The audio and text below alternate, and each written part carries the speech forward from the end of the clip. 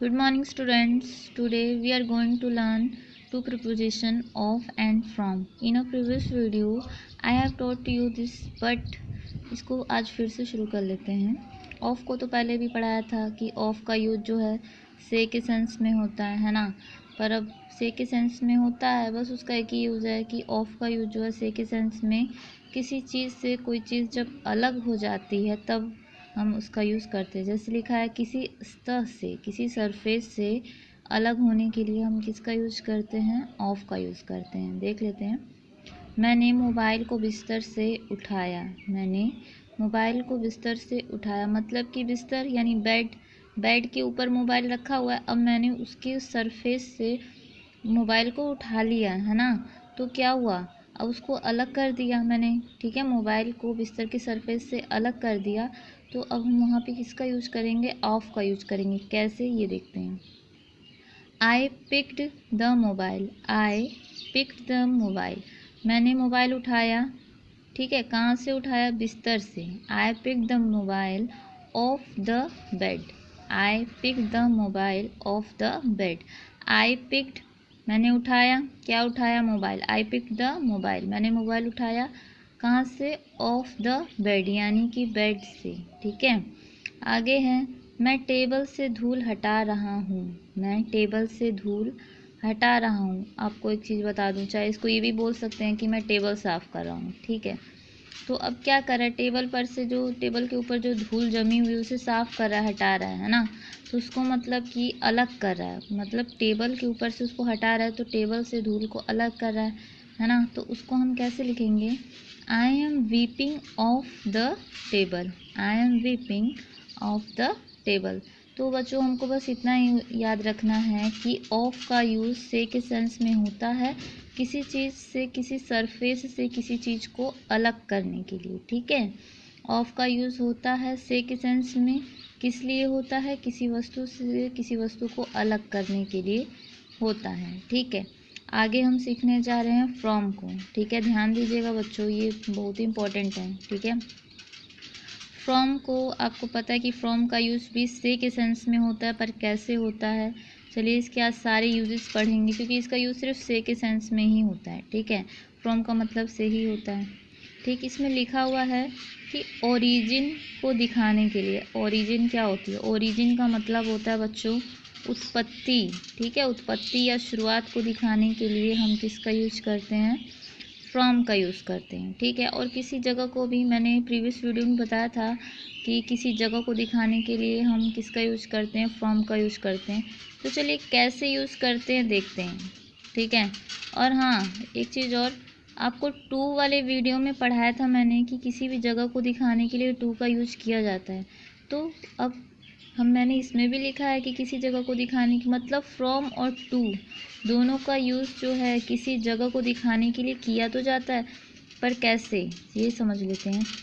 जब कोई चीज़ कहीं से आती है, ठीक है, जब कोई चीज़ कहीं से आती है तो फ्रॉम का यूज़ करते हैं, और वही चीज़ कहीं को जाती है तो टू का यूज़ करते हैं। जैसे ही मैंने यहाँ पे लिखा हुआ है I am coming from Gorakhpur.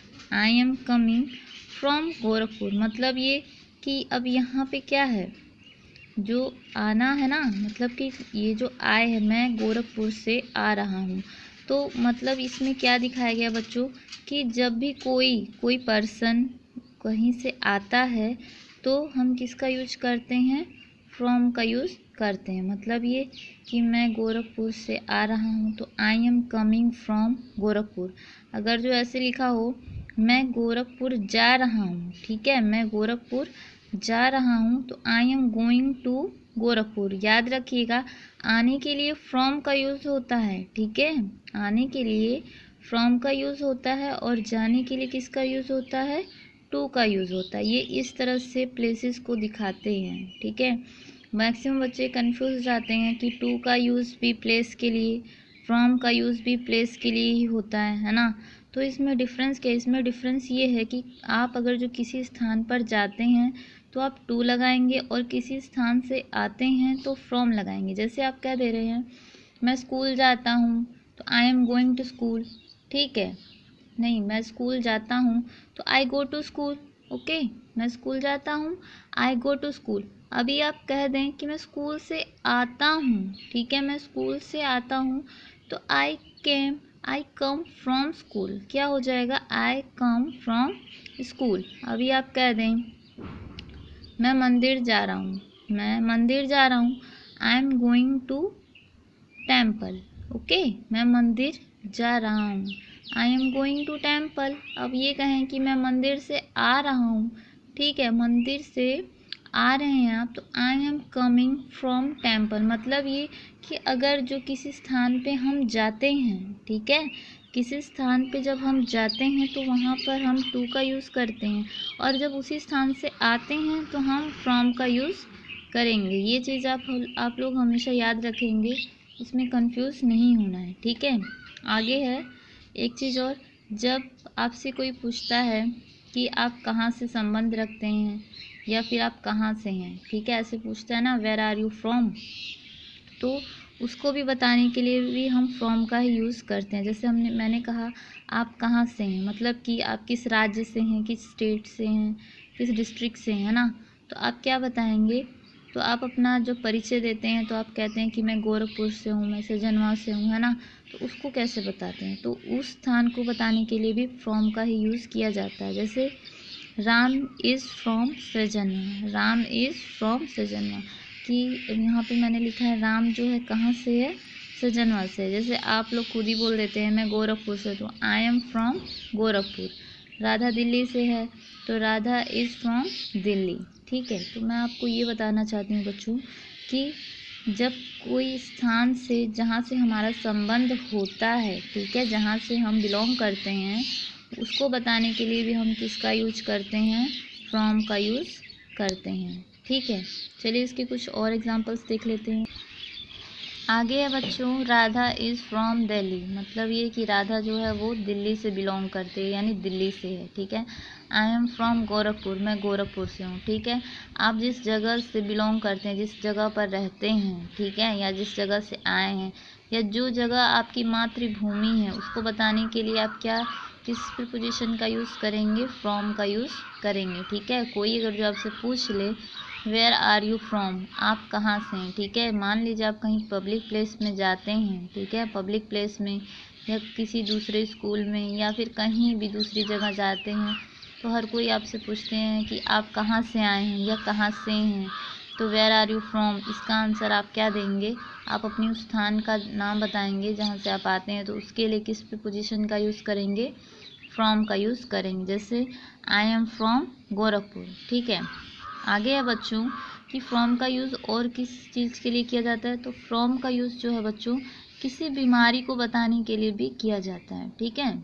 From का यूज़ किसी बीमारी को बताने के लिए भी किया जाता है। जैसे वह कैंसर से मर गई, वह कैंसर से मर गई, मतलब देखिए कैंसर से, ठीक है, तो वह मरी है, किससे मरी है, कैंसर से, तो बीमारी को बताने के लिए किसका यूज किया गया है, फ्रॉम का यूज़ किया गया है। She die from cancer, she died from cancer, ठीक है।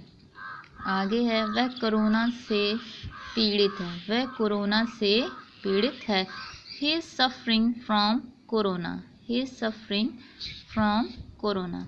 आगे है बच्चों, एक लाइन मैंने लिखी है, ये मैक्सिमम स्टूडेंट्स जब भी सिक लीव लिखते हैं तो ये इस लाइन को ज़रूर लिखते हैं, तो वही लाइन मैंने आपको थोड़ा सा समझाने के लिए किया है, वो लिया ताकि आपको बता सकूं क्या अंतर होता है। लिखा है I have been suffering from fever since 12 o'clock, लिखा है I have been suffering from fever since 12 o'clock, इसका मतलब है मैं 12 बजे से बुखार से पीड़ित हूँ। अब देखिए बच्चों, इसमें फ्रॉम भी आया, सिंस भी आया है, ठीक है।